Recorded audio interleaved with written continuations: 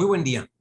El 23º Ayuntamiento de Tijuana, presidido por la alcaldesa Carla Patricia Ruiz McFarland, a través del Instituto Municipal de Arte y Cultura y del Archivo Histórico de Tijuana, les da la más cordial de las bienvenidas a este 14º Simposio de Historia de Tijuana. El día de hoy toca turno a Daniel Alejandro Carrasco Pérez presentarnos su ponencia titulada Tomen sus lugares, Luis Echeverría Álvarez, Milton Castellanos y el proceso de urbanización en Tijuana durante la década de 1970. Daniel, bienvenido, y para presentarte, compartimos que, bueno, Daniel es tijuanense, hoy por hoy es pasante de licenciado en Historia por la Facultad de Humanidades y Ciencias Sociales de la Universidad Autónoma de Baja California. Ha sido ponente en las ediciones del 2018 y 2019 del Encuentro Nacional de Estudiantes de Historia, y sus temas de interés particular de investigación es la época posrevolucionaria en Baja California, además de la historia cultural durante el siglo XX. Daniel, bienvenido. Gracias por haber sometido a dictamen tu propuesta, tu ponencia, que pues fue bien aceptada.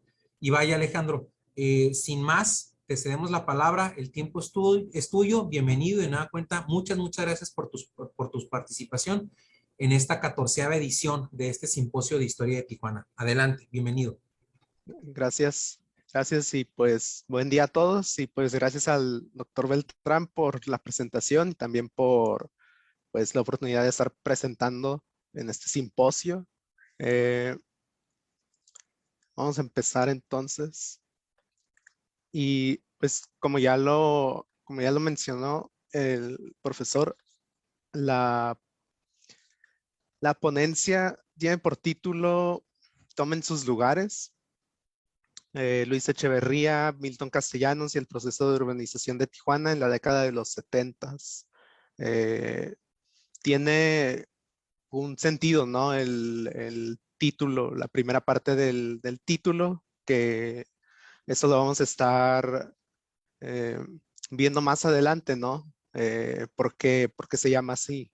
Y también en la segunda parte del título, pues vemos a los dos actores políticos en los que yo quise enfocar la ponencia, y al final creo que el resultado fue un poco distinto de lo que había planeado al inicio. Creo que es algo que a muchos nos pasa, ¿no? Que empezamos a escribir con una intención y terminamos con algo que, si bien es en esencia lo que habíamos planeado, difiere en algún sentido, ¿no? Y a veces termina siendo algo más completo, a veces no tanto, pero en este caso mi intención original era hablar sobre um, cómo influyeron o qué papel tuvieron estos dos personajes políticos, pero también los poderes que encabezaban, ¿no? El poder ejecutivo del Estado, que era Milton Castellanos, cuando fue gobernador de Baja California, y el gobierno federal, que claro, el presidente de 1970 a 1976 en México, pues era Luis Echeverría. Y el proceso de urbanización en Tijuana, sobre todo en esta década, que es una década muy importante para el desarrollo económico y social también de la ciudad. Creo que el punto focal, digamos, es la urbanización de lo que era el río Tijuana cuando el cauce era libre. Eh, Se hace este proceso de urbanización, la canalización, a partir de 1973, 74. Es un proceso que llevó varios años para llevarse a cabo, y pues quizás, como ya lo saben, se llevó a cabo por etapas, siendo la primera pues lo que ahora conocemos, eh, pues básicamente lo que es la zona financiera, Plaza Río y todas las plazas que están por Paseo de los Héroes y el Secut, y posteriormente se fueron agregando la segunda etapa y la tercera, que es más conocida por el área de Macroplaza, Parque Morelos y más hacia el este. Eh, entonces, en resumen, mi propuesta es analizar cómo influyeron o cómo se conjuntaron el gobierno federal y el gobierno estatal en este proceso de urbanización, sin dejar de lado el aspecto social, el de la experiencia de los habitantes que vivían en esa área que después se urbanizó y hubo pues una reconfiguración del el uso de la tierra, de las dinámicas sociales también. eh, y todo eso bueno, repercute en las dinámicas sociales de hoy en día en la ciudad de Tijuana. Así que em, quise empezar con esta cita de un arquitecto británico que se llama Richard Rogers. No necesariamente estoy de acuerdo con esta cita o pienso que aplica a la situación actual de Tijuana, pero justo por eso creo que vale la pena detenerse en estas líneas. Y pues la cita dice, en vez de expandirse por los valiosos espacios verdes, las ciudades deberían utilizar suelo abandonado y edificios vacíos en desuso. Los centros comerciales de las afueras de las ciudades, los polígonos empresariales y las urbanizaciones suburbanas a los que se accede con vehículo privado son los enemigos de una ciudad próspera. Bueno, esto lo dice Rogers, pero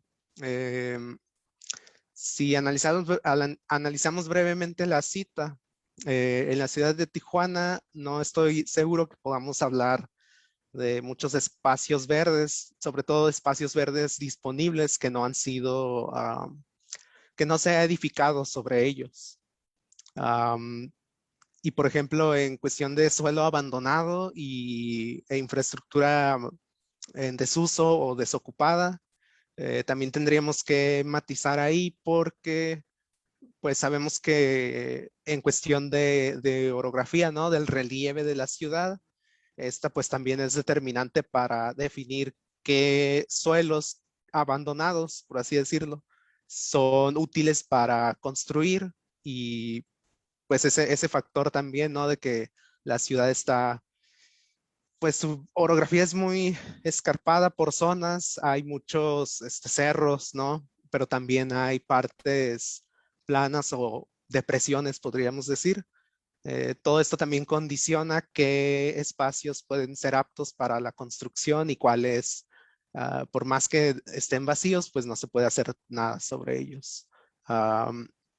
Y bueno, lo de los centros comerciales, polígonos empresariales y urbanizaciones suburbanas.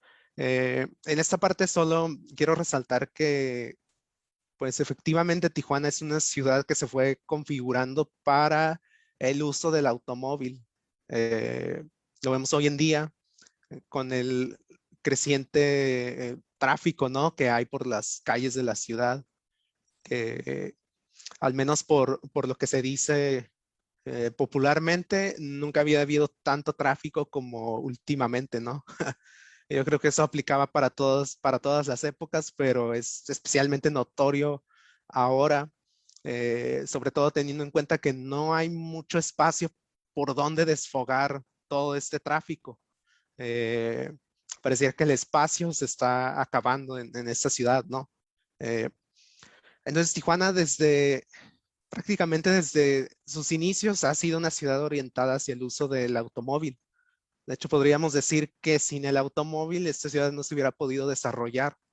Eh, Basta recordar que el turismo estadounidense a finales del siglo XIX, principios del XX, venían a esta ciudad por una cuestión de, vamos a llamarle turismo médico, aunque no era propiamente médico, sino que el turismo estadounidense venía a esta ciudad para utilizar las aguas termales y minerales que, pues que algunos explotaban, ¿no? Y ofrecían este servicio que se decía tenía fines terapéuticos. Entonces, las características del terreno también prácticamente condicionaban el traslado a realizarse por automóvil, porque de otra forma, pues no hubiera sido posible acceder, sobre todo con el cauce del río Tijuana libre, corriendo libremente, y pues las consecuentes,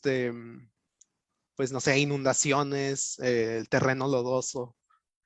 No hubiera sido posible de otra forma más que con el carro, los carros rudimentarios, ¿no? Los primeros automóviles, pero eso permitió al asentamiento, ¿no? Que ahora es Tijuana, empezar a poblarse y a experimentar un desarrollo económico inicial. Bueno, eh, en esta diapositiva están del lado superior izquierdo lo que era la Escuela Nacional de Jurisprudencia de la Universidad Nacional de México, que después pasó a ser la Facultad de Derecho de la Universidad Nacional Autónoma de México. Y este edificio, esta institución es relevante porque pues es donde estudió su universidad el primer personaje político del que vamos a hablar, que es Luis Echeverría. Eh, en la foto de abajo vemos ahí enseñando un plano, o lo que parece ser un plano, al gobernador de Baja California en la década de los 70, Milton Castellanos Everardo. Y estos dos personajes tuvieron una formación, digamos, en común.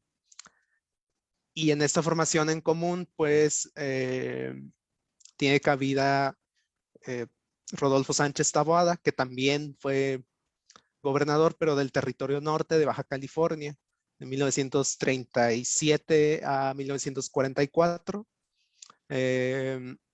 Brevemente, la explicación de por qué tiene que ver Sánchez Taboada con Echeverría y Milton Castellanos.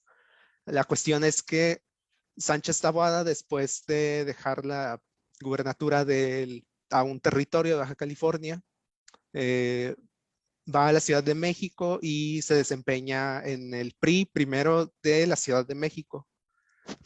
Bueno, todavía no era el PRI, pero en 1946, si no me equivoco, ya se constituye como tal. Trabaja en el Partido de la Revolución en la Ciudad de México a nivel, pues, legacional, digamos, local, y rápidamente asciende pues, por los rangos institucionales hasta llegar a ser presidente del Partido Revolucionario Institucional, justamente durante el sexenio de Miguel Alemán. O sea, de 1946 al 52, él fue el presidente del PRI. Y Luis Echeverría y Milton Castellanos, en sus inicios en la política apenas, incluso recién graduados de la universidad, entran a un círculo que Sánchez Taboada denominaba el Estado Mayor Juvenil, aunque pues, claramente él no era presidente de la República, pero era presidente del partido, por lo tanto tenía pues bastante influencia en el escenario político de esos años, ¿no? El punto es que tiene un círculo de pues colaboradores, ayudantes, pero también son jóvenes a los que él trata de formar políticamente. Se los lleva por giras alrededor pues, de varios estados de México, y trata como de foguearlos, ¿no? Para que en un futuro ellos pudieran aspirar a cargos políticos, claro, dentro del PRI o bajo la bandera del PRI. Eh, y aquí pues se lleva a cabo esta conexión, ¿no? Digamos, se conocen Luis Echeverría y Milton Castellanos. Eh, También Sánchez Taboada les habla, ¿no? De Baja California, comparte con ellos su experiencia como gobernador del territorio. Y eventualmente, pues estos dos hombres adquieren rodaje político, digamos, y empiezan a ocupar sus primeros cargos públicos. Luis Echeverría trabajó con Adolfo Ruiz Cortines y Milton Castellanos. Primero fue diputado local en Chiapas y en la década de 1950 es cuando llega a Baja California. Primero llega a Mexicali, después a Tijuana y se desempeña como abogado en esa ciudad también. Ellos, por así decirlo, traían la escuela de Sánchez Taboada y serían pues actores políticos cruciales para Baja California, pero también para México en conjunto.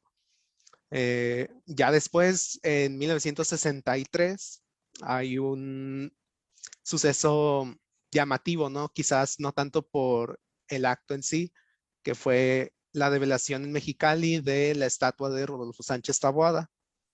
En un acto oficial casi de partido, podríamos decir. Y a ese acto pues acuden representantes del partido, militantes de los 4 municipios en ese entonces, a Mexicali, a la ceremonia. También acude obviamente Milton Castellanos y Luis Echeverría como subsecretario de Gobernación, ya. Y pues se lleva a cabo todo un acto, ¿no? Como de prácticamente un homenaje, pero también un acto propagandístico, podríamos decirlo, dentro del PRI, también para resaltar ese legado, ¿no? De quien fue, pues sí fue el primer presidente del PRI ya constituido como tal y que pues prácticamente esa reunión fue el reencuentro, ¿no? Digamos, de todos esos alumnos o todos esos pues jóvenes a los que también él había formado y que de cierta manera pues ya habían adquirido cierta habilidad política parecida a Sánchez Taboada. Y ese vínculo no terminaría ahí, sino que precisamente en la década de los 70 se volvería más notorio en Baja California. Bueno, esta diapositiva que titulé igual que un apartado pues, de la ponencia, de poblado a ciudad fronteriza. En la fotografía de la izquierda vemos una fotografía panorámica de Tijuana, del centro, lo que era el primer cuadro de la ciudad, ¿no? Y en la parte inferior, pues vemos el cauce del río Tijuana todavía en su libre curso. Y pues también vemos este terreno que está cercano, ¿no? Que está completamente anegado, lodoso, de difícil tránsito. Y vemos pues ahí adyacente el centro que apenas ocupaba unas cuadras de extensión.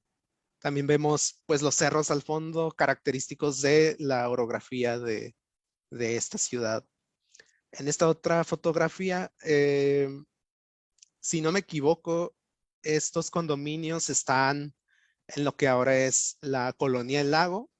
En la referencia de la fotografía no especificaba la colonia, solo decía que era en el oriente de la ciudad, pero creo reconocer que es, pues sí, básicamente Torres del Lago y lo que ahora es el CETIS Universidad.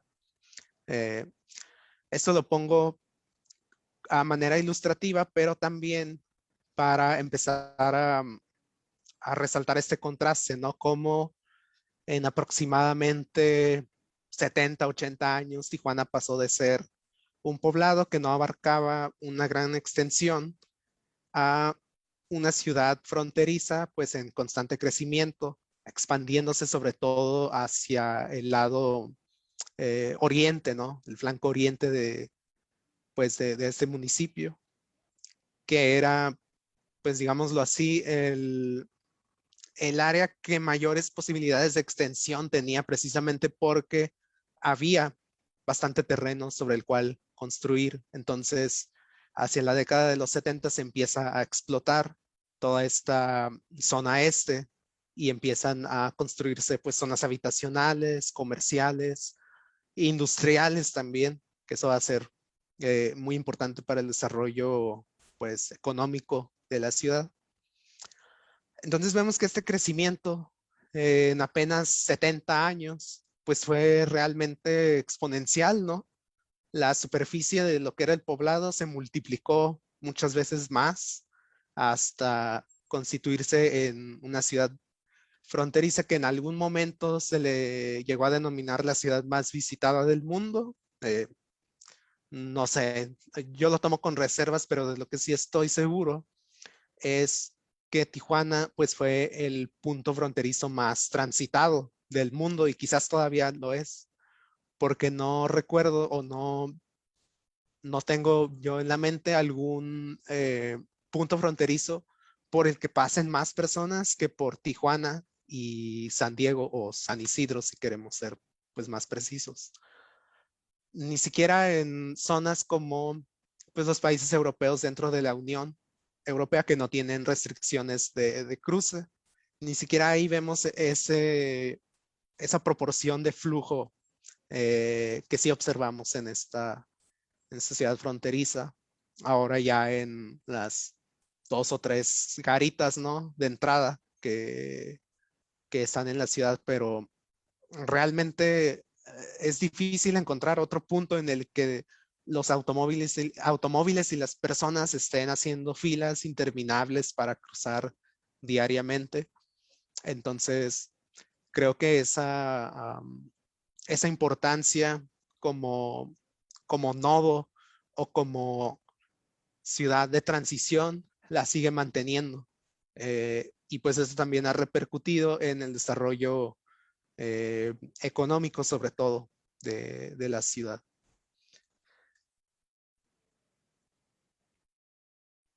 Bueno, pasando ya al punto central, ¿no? de la ponencia, pues estaba hablando del espacio físico y cómo quizás hasta la década de los 70 en Tijuana pues existía terreno donde construir, hacia donde expandirse y hacia dónde podían pues desarrollarse proyectos que albergaran pues a la población que venía en incremento, ¿no? Eh, por los constantes flujos migratorios, sobre todo de otras partes del país, también de otros países, claro, eh, más al sur del continente.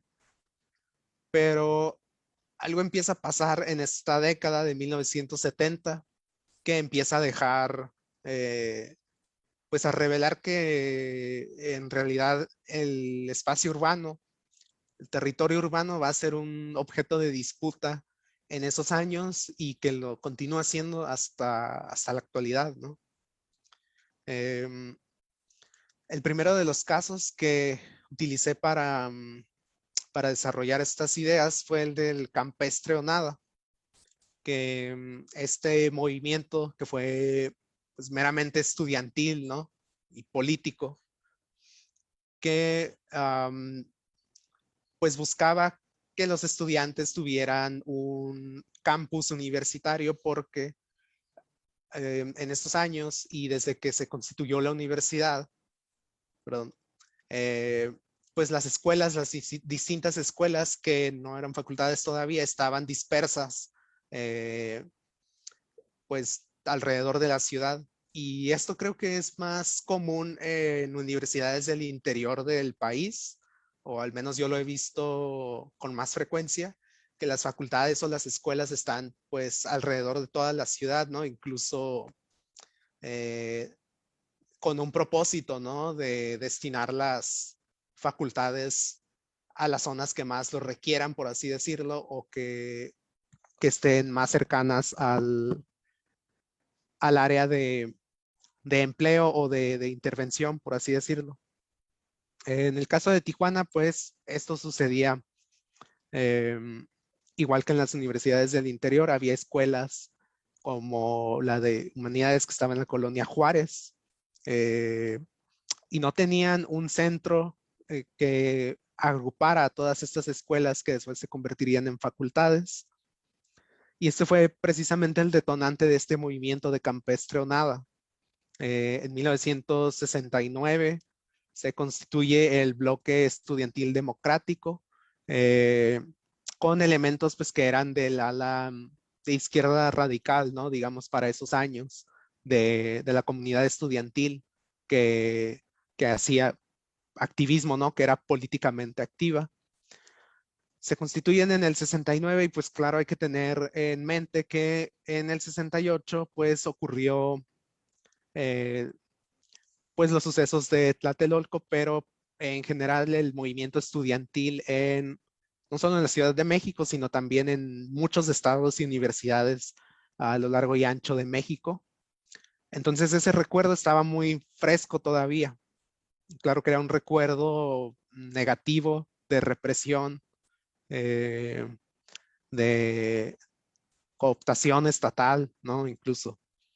Entonces, esto motivó, o bueno, dio pie a esta movilización política y se forma este bloque que pues realizaba actividades, ¿no? De movilización política, de concientización, digamos, de los problemas que afectaban a la comunidad estudiantil. Y luego en 1969-70 también tiene lugar una invasión de terrenos por parte de los estudiantes de UABC en Ensenada, con la intención de que les proporcionaran pues terrenos para construir un campus universitario. Entonces se lleva a cabo pues esta invasión a la que el gobierno del estado pues responde otorgándoles unos predios que se localizaban pues en lo que ahora es la UABC de El Sausal, si no me equivoco. Y sí, esto era sobre todo para construir la Escuela de Ciencias Marinas y el Instituto de Investigaciones Oceanológicas de la UABC en Ensenada. El gobernador de esos años, Sánchez Díaz Martel, les concedió bueno, a la universidad unos terrenos en Punta Morro y colaboró con el patronato universitario para construir los edificios de las aulas y los edificios de laboratorios y administrativos. Entonces, este movimiento, pues, incluso actualmente se sigue conmemorando. Hay una plaza dedicada a esta toma de los terrenos en Ensenada por parte de los estudiantes. Y pues digamos que es uno de los primeros antecedentes de estos esfuerzos estudiantiles eh, por el terreno, por disputas por el espacio, en este caso con objetivos pues educativos de instalaciones universitarias. Y no solamente se trató de la toma de los terrenos, ¿no? Sino que esto pues desencadenaría una serie de situaciones que repercutirían en este movimiento del campestre Onada. Entonces, brevemente, el 23 de diciembre de 1969, Luis Echeverría visitó las instalaciones de la UABC en Ensenada, que apenas estaban pues construyéndose, ¿no? Entonces ocurrió que el bloque estudiantil democrático organizó un boicot, digamos, a este acto de campaña, de hecho, de Luis Echeverría. Esto porque los integrantes de ese bloque pues consideraban a Echeverría como el autor intelectual de la masacre del 2 de octubre. Entonces se organizaron, rentaron camiones para poder trasladarse a Ensenada y manifestarse, ¿no? En contra de Echeverría, que era candidato a la presidencia en ese año. Y también argumentaban que este acto era una violación a la ley orgánica de la universidad por tratarse de proselitismo político, al menos eso era lo que ellos argumentaban. Entonces, mientras se realizaba este acto, una parte pues, de los integrantes de este bloque interrumpieron el discurso de Echeverría, tomaron la tribuna y empezaron a gritar consignas como asesino, represor. Echeverría les respondió y les reclamó por ser subversivos, por ser revoltosos, ¿no? Que intentaban alterar el orden e irrumpir en un acto pues de campaña protocolario, formal hasta cierto punto. Y pues claro, dentro de las cosas que expresó Echeverría es que invitaba a los estudiantes a expresar su molestia a través del marco institucional, ¿no? Todo por la vía legal, podría decirse.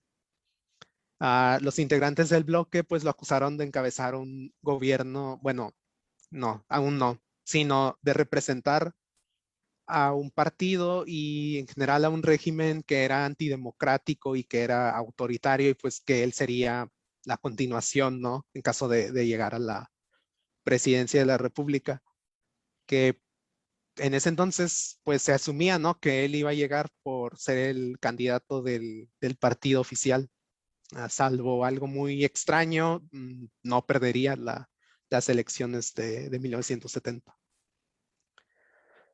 Entonces, ya el último aspecto de este incidente es que los estudiantes propusieron guardar un minuto de silencio por sus compañeros pues muertos en Tlatelolco y Echeverría dijo que él lo haría por los soldados muertos el 2 de octubre.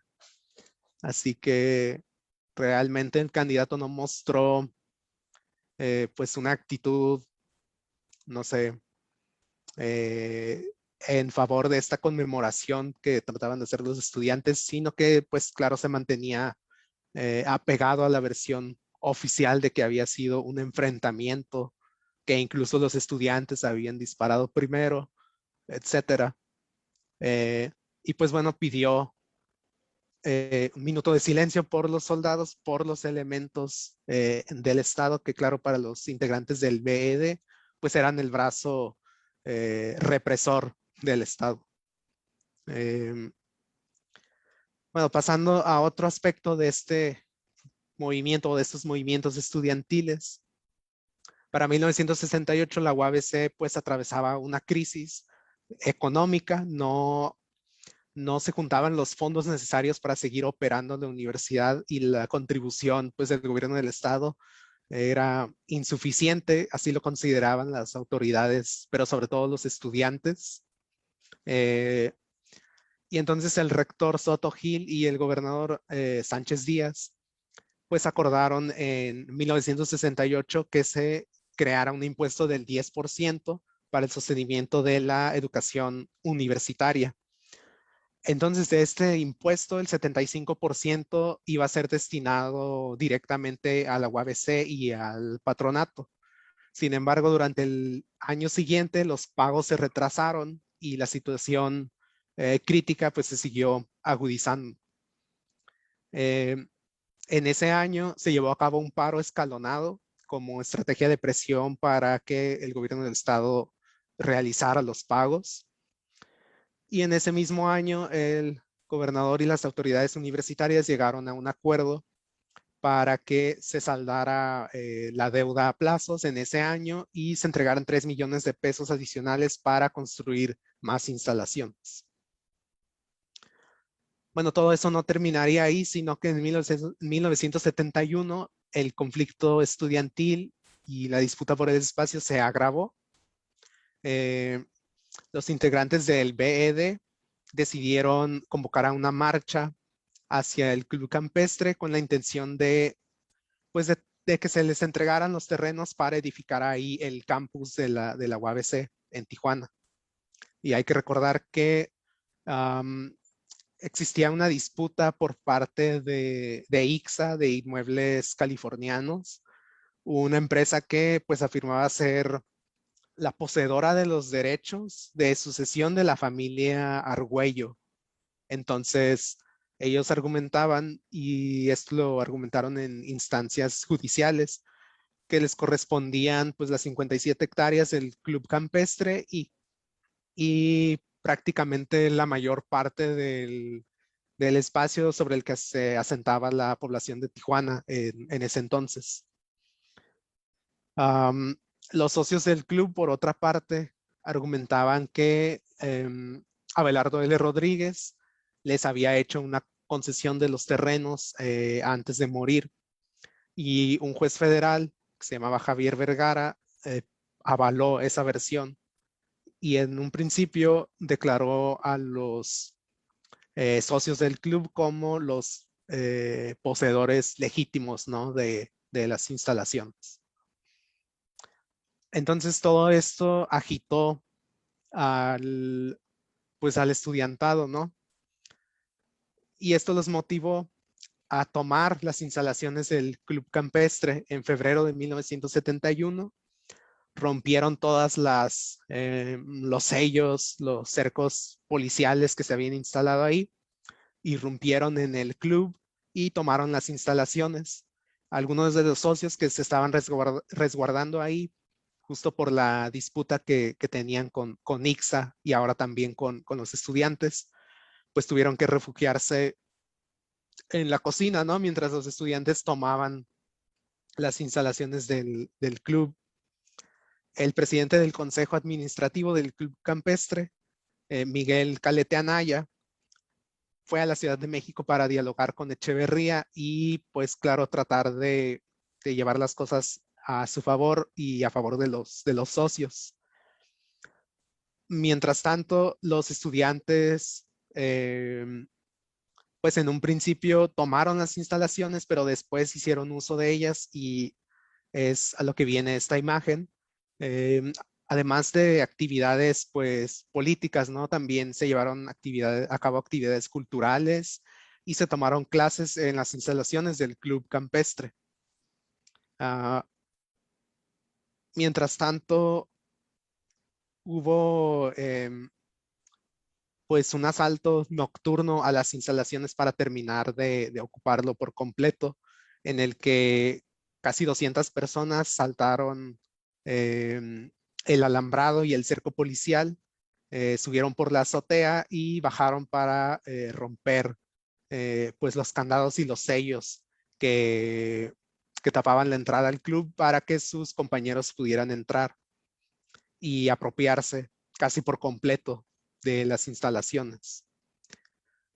Los socios que se encontraban aún atrincherados en la cocina y el bar del club, pues los acusaron, sobre todo a los dirigentes, de ser unos comunistas peligrosos, de ser parte de la izquierda radical y claro, de ser agitadores y poner pues en peligro el orden social y claro, las vidas de los socios y también de los policías.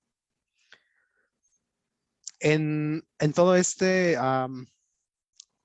revuelo, el gobierno propuso a la UABC entregarle los terrenos de lo que era el ejido Tampico para construir ahí pues el campus universitario. Entonces, claro, hubo un desacuerdo porque los estudiantes argumentaban que esos terrenos estaban muy alejados del núcleo urbano, ¿no? Hay que recordar que en ese entonces Otay era una zona que apenas comenzaba a desarrollarse, incluso a habitarse.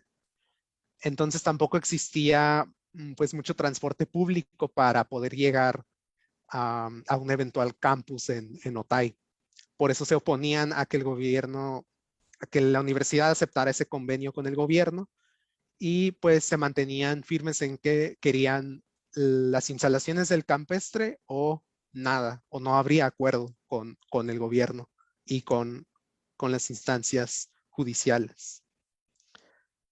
El 24 de marzo, un juez de distrito falló nuevamente a favor de ICSA.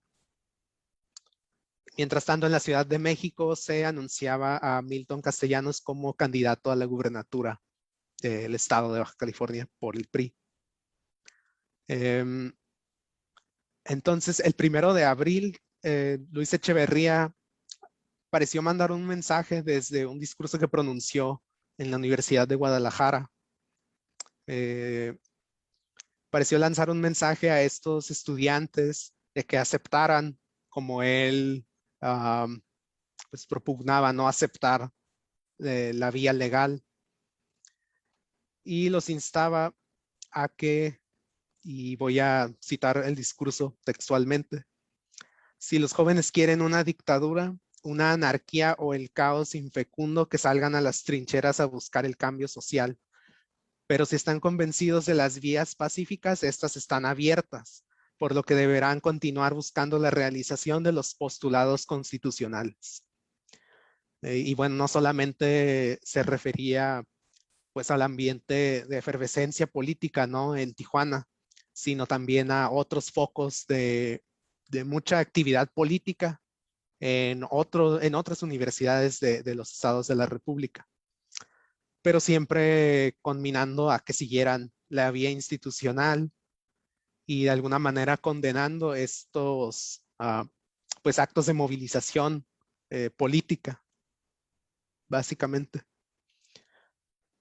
Finalmente, los dirigentes estudiantiles pues aceptaron que el campus de la UABC se ubicara en estos terrenos del ejido Tampico, en Otay, aunque los miembros más radicales pues se opusieron y se desilusionaron en parte del movimiento por pues haber aceptado esta negociación, ¿no? Y de alguna manera, o así lo consideraban algunos, pues traicionar a esta consigna de campestre o nada.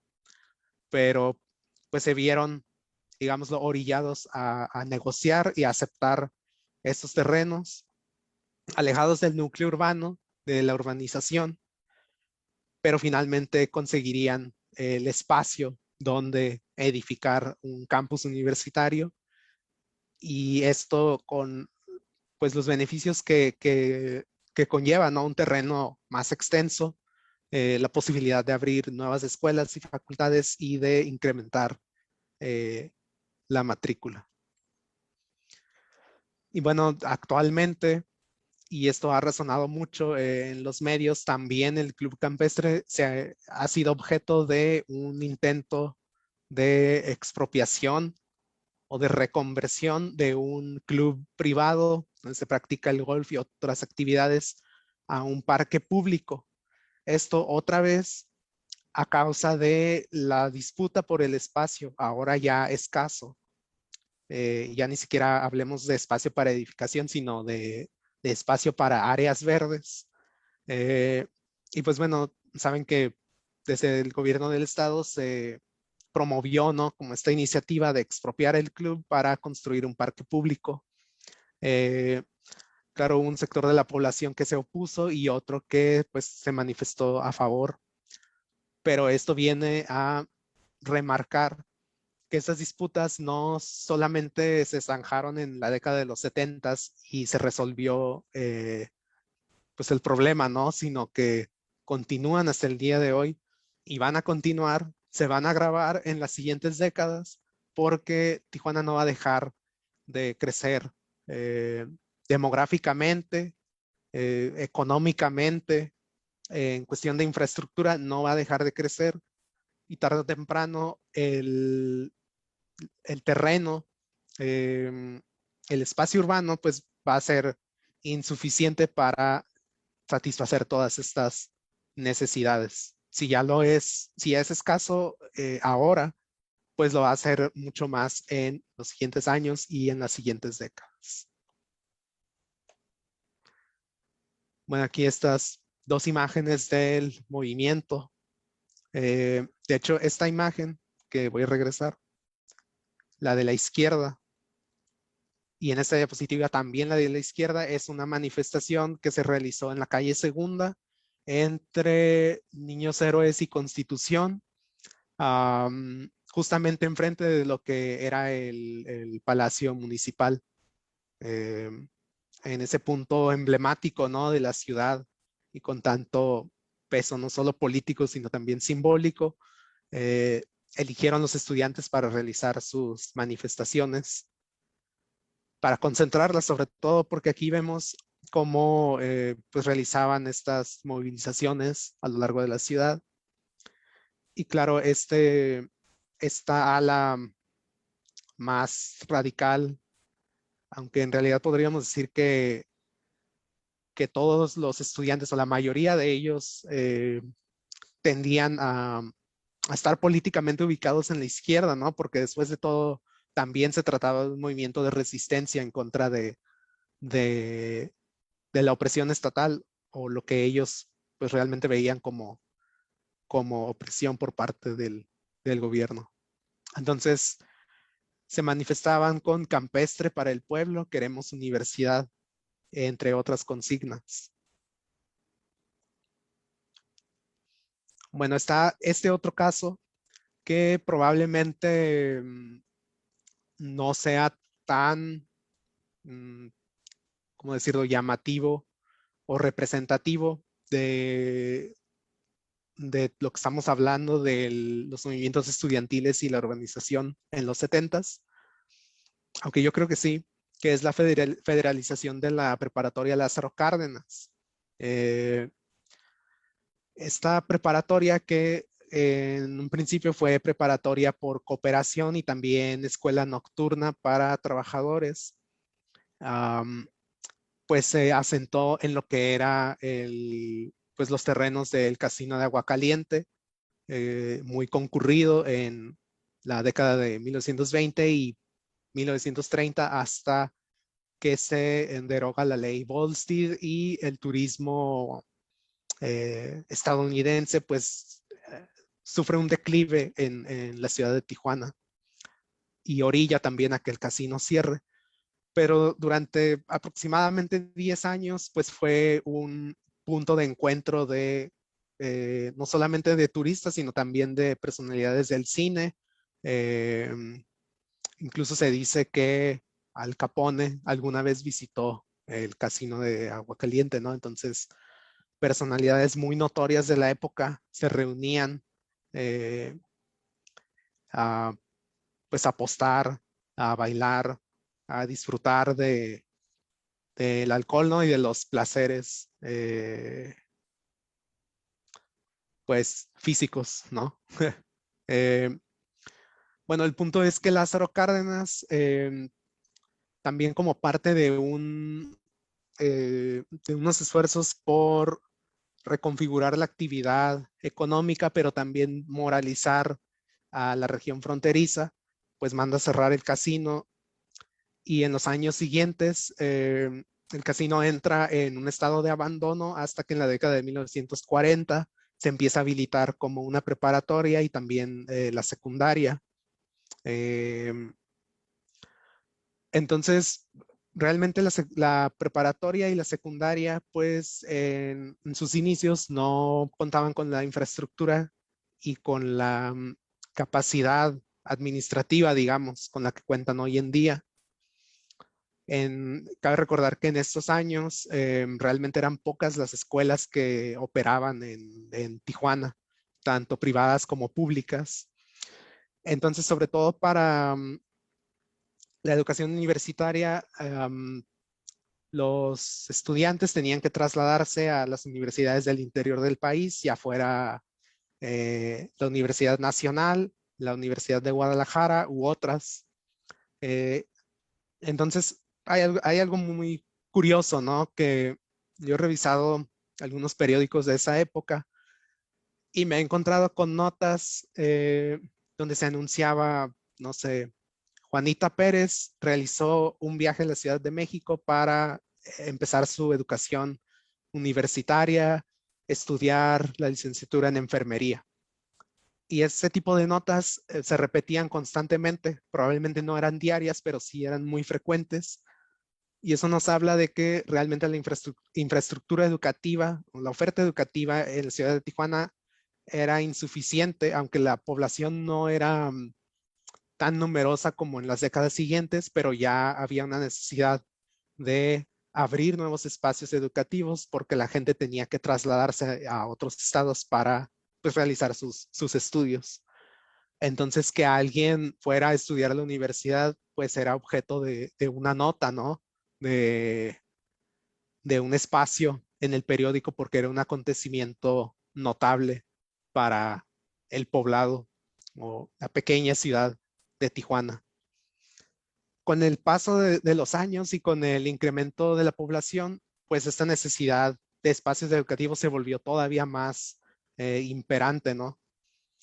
Entonces, en 1974 ocurre que los estudiantes de la preparatoria Lázaro Cárdenas detienen a Echeverría, pues en el convoy presidencial, y lo invitan o casi lo orillan a que ingrese a la universidad y a que la conozca, pero también tenían el objetivo, ¿no? De que pudieran conseguir algún beneficio económico, administrativo para la preparatoria.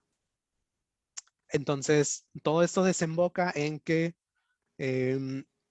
se logra la federalización de la preparatoria, pasa a depender ahora administrativamente y financieramente, sobre todo pues del gobierno de la República o de las autoridades federales. Y esto pues con un consecuente aumento en el presupuesto, en el enfoque, el cambio en el enfoque educativo que ahora sería determinado desde las autoridades centrales, ¿no? De educación. Y también esto le permite a la universidad expandir su matrícula y su capacidad de desarrollo educativo. Se trató entonces de una reconversión de un inmueble o de un espacio que en un principio se utilizó para fines turísticos, después se instaló, pues se instalaron la preparatoria, la secundaria, después otras secundarias aledañas.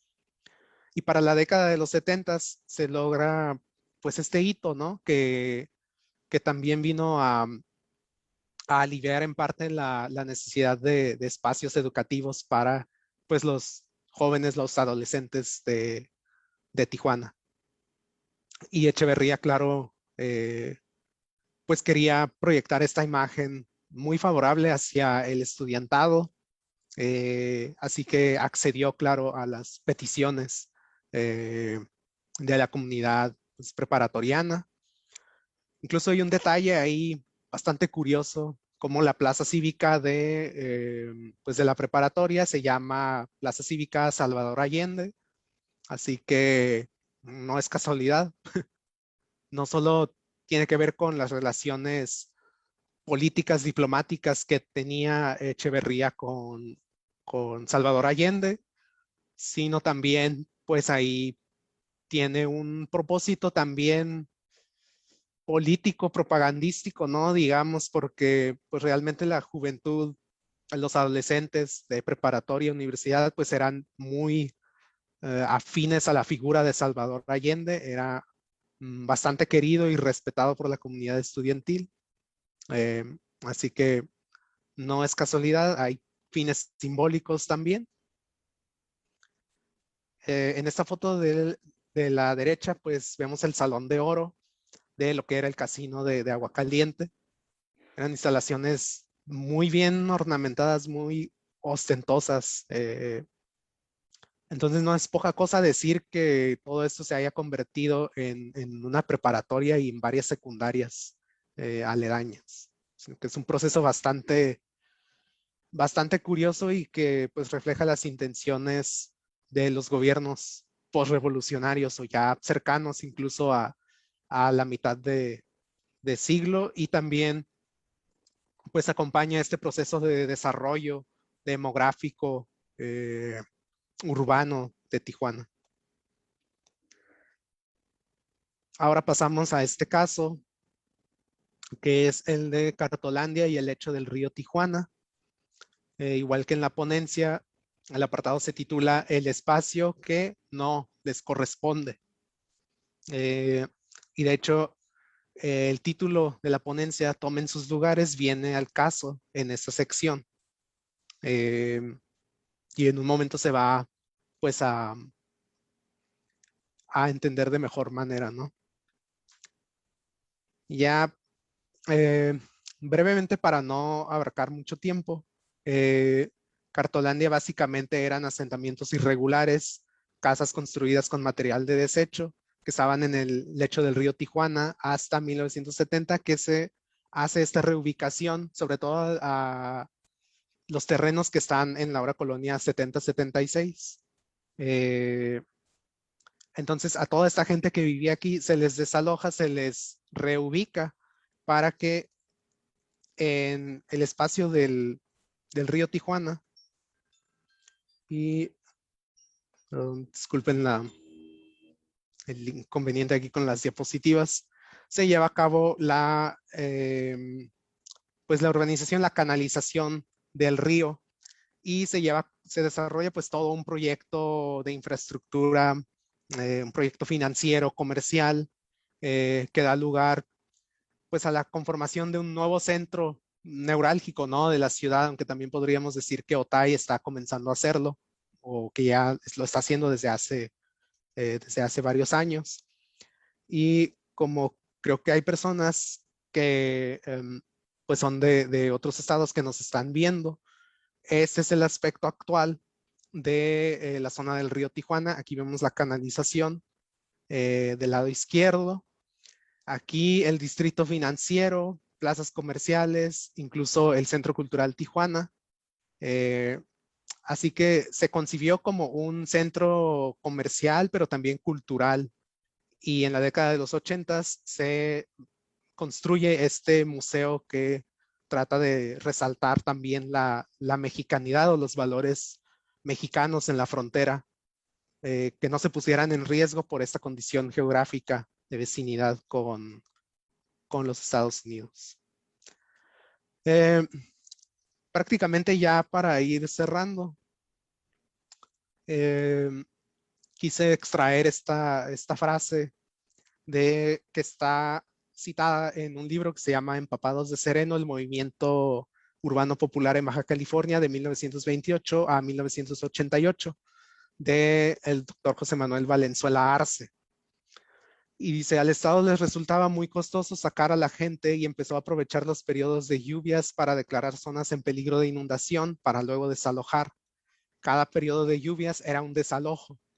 El más fuerte se dio en el 78, donde lograron desalojar a casi la mitad de la gente que quedaba desde la zona Río, desde lo que hoy es el puente que está en Los Álamos hasta la presa Rodríguez. De ahí surgió un campamento que duró 6 meses, pero las condiciones de insalubridad provocaron la muerte de 12 niños y 2 adultos. Entonces, hay que resaltar la experiencia social, cotidiana de estas personas que fueron desplazadas de una zona que, si bien era de alto riesgo precisamente por ahí discurría el río Tijuana, fueron desplazados a las zonas externas de la ciudad, ¿no? Porque no les correspondía ese lugar en el nuevo proyecto urbano, financiero, cultural de Tijuana. Así que debieron irse a la periferia. Ahí el Estado les tenía reservado este lugar. Tomaron el lugar que les correspondía y dejaron libre el camino para que se construyera pues este punto central, ¿no? Y pues claro, no fue un proceso sin sucesos pues notorios, ¿no? En este caso, pues se resaltan las condiciones de insalubridad, las condiciones precarias de lo que fueron los asentamientos en donde se reubicó a estos pobladores. Así que el punto central, o al menos con lo que quiero cerrar, es que en el caso de Tijuana, la ciudad se ha ido constituyendo a base de las disputas por el terreno, pero también priorizando pues los intereses económicos, no sé, de esta idea de lo que se quiere proyectar hacia el resto del mundo, de lo que es la ciudad de Tijuana. Entonces, pues han habido, digámoslo así de manera amable, efectos colaterales en los que los sectores más desfavorecidos, digamos, o los que se ubican en mayor desventaja, ¿no? de la sociedad tijuanense, pues han tenido que sufrir los efectos de esta reconfiguración urbana y social. Y pues sí, esto solo se va a agudizar en las décadas siguientes. Vamos a seguir viendo más invasiones de terrenos, más gente criticando estas invasiones, aduciendo que ellos pagan la renta que pagan por sus terrenos y sus casas, y que probablemente estas personas, por no querer trabajar o no querer conseguir lo suyo, están invadiendo.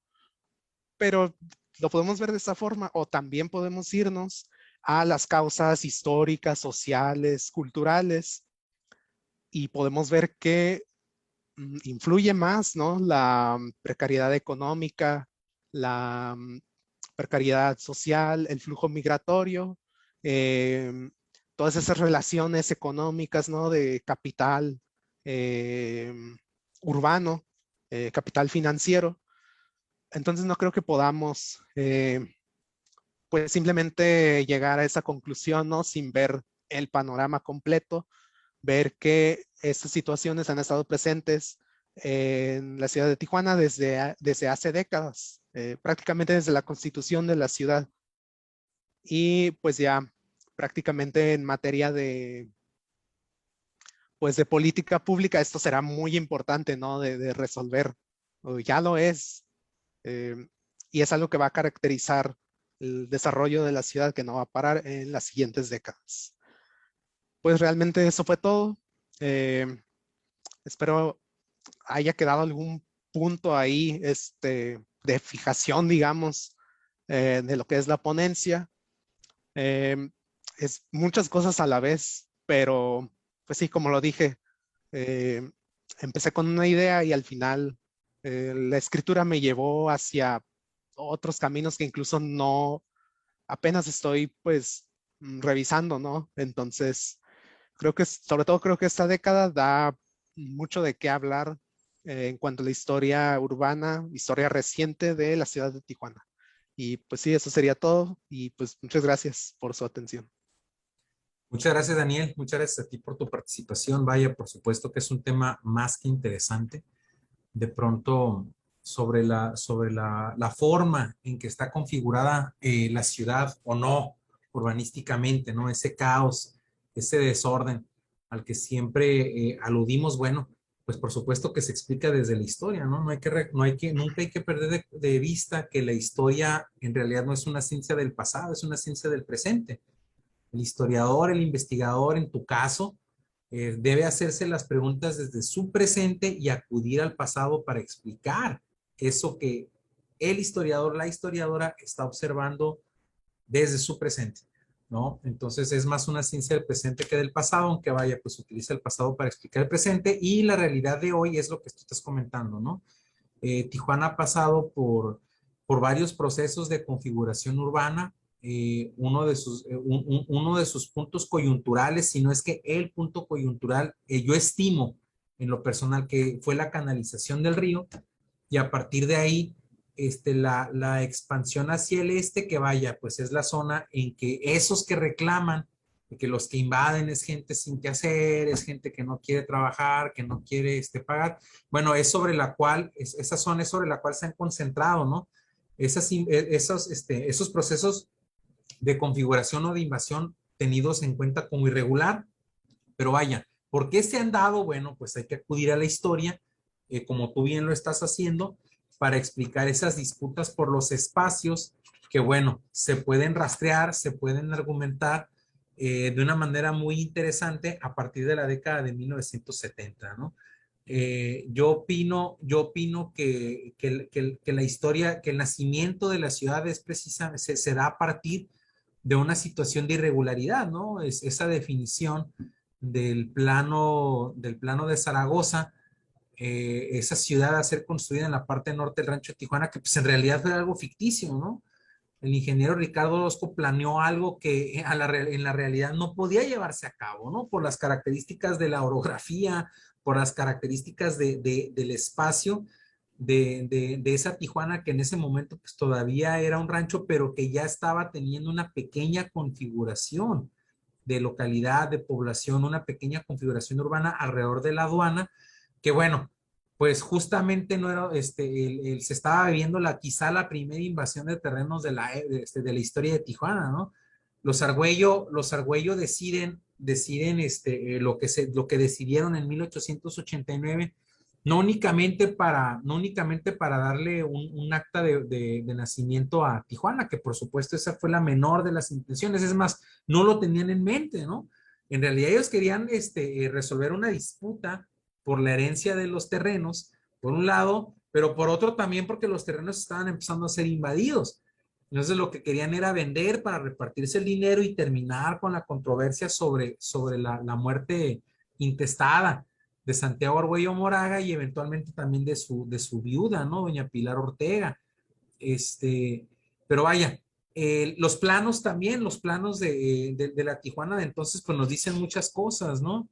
Cómo incluso el cauce del río, el lecho del río Tijuana, se estaba urbanizado, bueno, no estaba urbanizado, estaba lotificado, o sea, estaban notificando el río.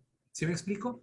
Entonces, de origen, entender o comprender la historia de lo que ha sido el espacio, el suelo, esta perspectiva entre urbano y cultural que has tratado de darle a tu participación, pues es muy valiosa, ¿no? Hay que tratar de entender la historia de la ciudad también desde ese punto de vista.